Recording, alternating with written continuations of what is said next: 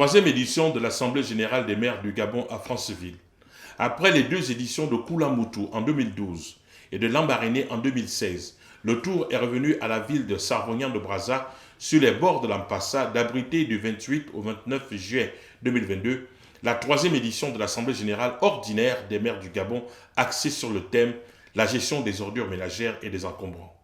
2 jours durant, experts et maires de l'AMG vont échanger autour de cette problématique qui préoccupe au plus haut point le pouvoir central et les collectivités locales. Autre point d'achoppement des travaux, la non-application de la loi sur la décentralisation, une mesure, selon les dires des maires, ralentit le développement des villes. D'ailleurs, dans son mot de bienvenue, le président du comité d'organisation et maire de Franceville, Joachim Lekogo, n'a pas manqué d'interpeller la puissance publique à œuvrer à son application. L'impression que nous avons tous est que l'idée savante applaudie par tous de changer de cap en matière de bonne gouvernance piétine. Le projet de décentralisation, très cher au distingué camarade président, le président de la République, chef de l'État, semble être freiné de 4 fers quelque part. En effet, la décentralisation semble devenir un serpent de mer. Nous gagnerons en confiance vis-à-vis de nos administrés si au sortir d'ici, nous leur apportons la preuve que les choses bougent et que nous sommes tous animés par la volonté de réussir. Il nous faut un signal fort en direction des nôtres. Non sans faire quelques propositions au gouvernement sur la gestion des terres. Nos villes ont besoin d'un certain nombre de concessions dans la gestion de nos ressources. Parmi celles-ci, il en existe une dont sont pourvues toutes nos communes. Il s'agit de la terre. Pour moi, la terre devait être le point de départ de l'autonomie en matière de ressources financières de nos communes. Son exploitation devrait revenir à la collectivité avec l'ensemble des services irrélatifs. Je parle ici du bâti et du non-bâti. Son inventaire et son occupation devaient être notre principale préoccupation. Pour sa part, la présidente de l'Association des maires du Gabon, Christine Mba Ndoudoum, épouse Meindou, tout en remerciant les autorités de la ville pour la qualité de l'accueil, a également salué l'œuvre de feu président Omar Bongo Ondimba dans le développement et l'expansion de la province du Haut-Ogooué. Aujourd'hui, nous voici à Franceville, une ville de grande histoire de notre pays, qui vient de célébrer son cinquantenaire. Point d'arrivée de notre transgabonais avec sa gare ferroviaire. On y trouve aussi l'Université des sciences et techniques nationales. Il nous est également donné de contempler son beau paysage de collines et de plaines sermentées en aval par les rivières Mpassa. Le choix de Franceville n'est pas fortuit. Il s'agit d'une ville verte en plein devenir. Monsieur le maire de Franceville, nous sommes heureux de nous retrouver dans cette belle cité. Permettez-moi aussi de relever que c'est ici que repose l'un des pères fondateurs de la nation gabonaise. J'ai cité El Hadj Omar Bongo Ondimba. Je voudrais que nous lui rendions hommage pour l'œuvre et l'héritage qu'il nous a laissé. Évoquant le thème des travaux, la présidente de l'AMG estime que cette problématique cadre parfaitement avec la vision du chef de l'État et même des objectifs du développement durable. C'est aussi l'occasion de remercier Madame le Premier ministre, chef du gouvernement, ancienne présidente de l'Association des maires du Gabon, qui n'a eu de cesse de nous encourager et a toujours prêté une oreille attentive aux multiples activités de notre organisation. À propos du thème central de nos travaux, proprement dit, je voudrais souligner qu'il cadre parfaitement avec les différents engagements du président de la République, son Excellence Ali Bongo Ondimba, pour l'adaptation au changement climatique. Ce qui a valu à notre pays de recevoir un don très important de la part du milliardaire américain Jeff Bezos, gage de reconnaissance mondiale du leadership du chef de l'État quant à la question de la préservation de l'environnement. Nous devons en être le reflet de ce leadership. De même, c'est le lieu de vous présenter ce sujet toujours débattu lors des multiples réunions auxquelles j'ai personnellement pris part à l'international comme étant une des préoccupations majeures de l'heure.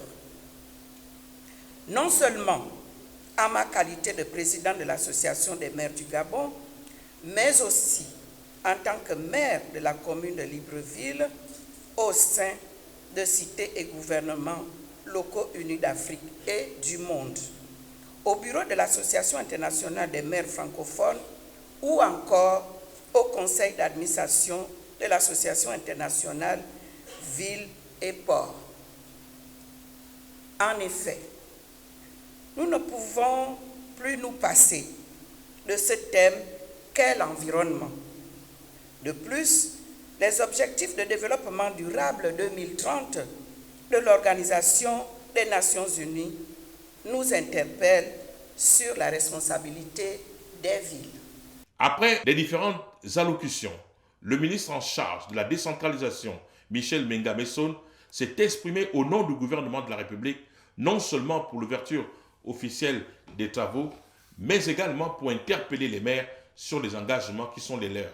Au nom du gouvernement et par conséquent au nom du Premier ministre, chef du gouvernement, Madame Osuka, je prends donc la parole à cet instant-ci pour me contenter d'un symbole, celui de déclarer pour le moment la réunion qui vous réunit ici, de la déclarer ouverte.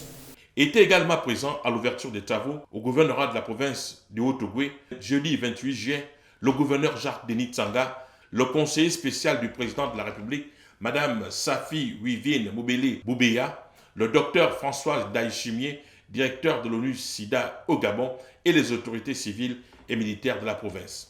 Le second temps fort de ces assises a eu lieu le vendredi 29 juillet à l'hôtel de ville de Franceville, où se sont retrouvées l'ensemble des délégations. Dans cette maison commune de la ville de Massoukou, plusieurs communications spéciales et présentations d'experts sur diverses thématiques relatives aussi bien au financement des projets de développement communal qu'à la planification urbaine et l'occupation des sols. C'est le ministre de la décentralisation qui a ouvert cette phase en s'exprimant longuement sur les avancées de la décentralisation des collectivités locales. L'année 1990, comme nous le savons tous, ouvre une décennie exceptionnelle pour notre pays. En effet, l'avènement des bouleversements politiques, l'administration du territoire gabonais va connaître des changements inédits, notamment avec la décision prise par les plus hautes autorités d'abandonner la centralisation comme mode de gestion des affaires publiques. Les assemblées départementales et provinciales vont être supprimées pour consacrer les principes de libre administration des collectivités locales à travers la loi numéro 3/91 du 26 mars 1991 portant constitution de la République gabonaise qui fixe le mode de création et de suppression des collectivités locales. Ainsi, sans toutefois remettre en cause l'indivisibilité de la République consacrée dans la Constitution de 1991, l'exécutif procédera en cohérence à sa volonté de décentralisation et de libre administration à la réorganisation du territoire. Ce dernier sera alors découpé en provinces, départements, communes, districts, cantons, regroupements de villages et villages. À la suite des accords de Paris en 1994, la volonté politique de l'exécutif aboutira à l'adoption de la loi numéro 15/96 du 6 juin 1996 relative à la décentralisation. Cette loi avait pour ambition de corriger les lourdeurs observées dans la gestion centralisée de la politique sociale en réduisant les délais d'intervention des services publics dans la satisfaction des besoins réels et aspirations des populations. Cependant, bien que très avant-gardiste, ce texte de loi a été très insuffisamment exploité et rapidement abandonné pour, semble-t-il, éviter une augmentation substantielle des charges financières de l'État, notamment en ce qui concerne le fonctionnement des collectivités locales. Tenant compte de cette difficulté, il a fallu actualiser le cadre juridique pour l'adapter au contexte socio-culturel gabonais et aux contraintes fonctionnelles de l'État. C'est dans cette optique que va être adoptée la loi actuellement en vigueur, à savoir la 01-2014 du 15 juin 2015 relative à la décentralisation. Cette volonté d'adaptation s'est poursuivie en 2019 avec la création du ministère de la décentralisation, de la cohésion et du développement des territoires. Une réorganisation de l'équipe gouvernementale qui, à travers le décret organique numéro 112 MDCDT du 10 avril 2020 portant attribution et organisation du ministère de la décentralisation, de la cohésion et du développement des territoires, ayant pour ambition de mettre en place un organe de définition et d'élaboration des politiques publiques en matière de décentralisation, de cohésion et de développement des territoires. Mesdames et messieurs, si le concept de décentralisation n'est plus à définir, puisqu'il est acquis qu'il s'agit d'un processus de transfert des compétences administratives de l'État central vers les collectivités locales.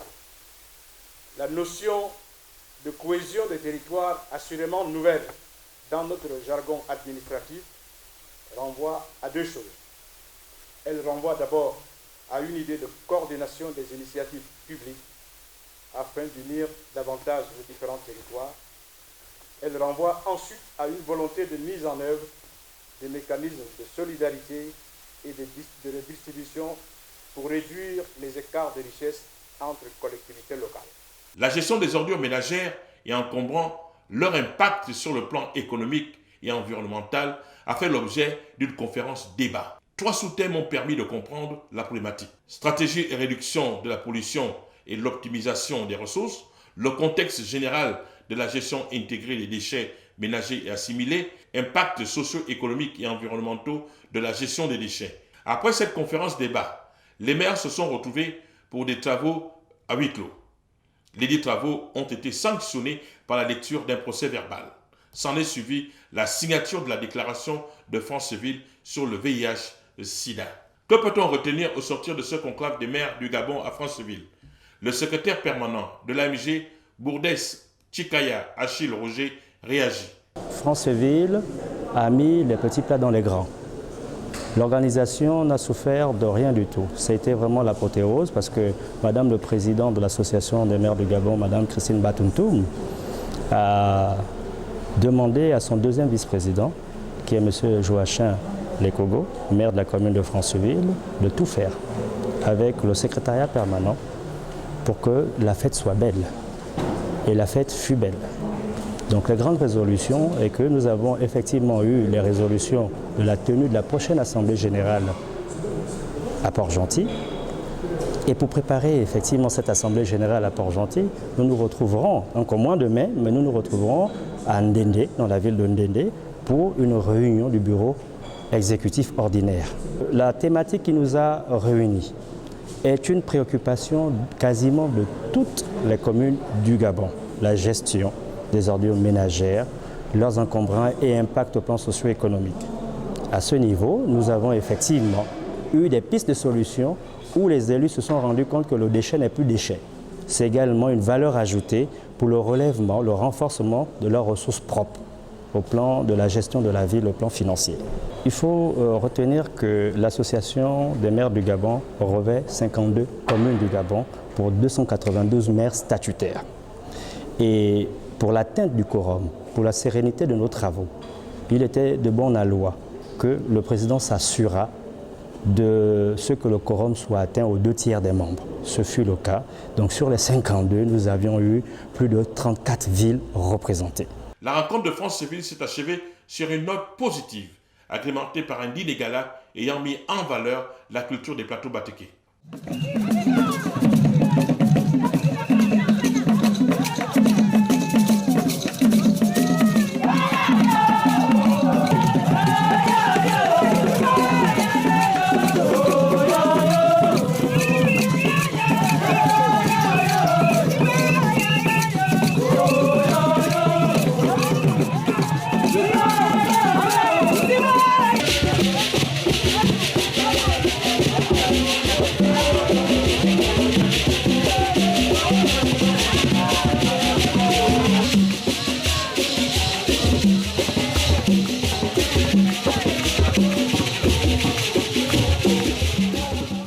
Nous ne pourrions terminer ce document sans l'aperçu géographique et historique de cette belle ville de Franceville, dont l'hospitalité en fait une destination prisée.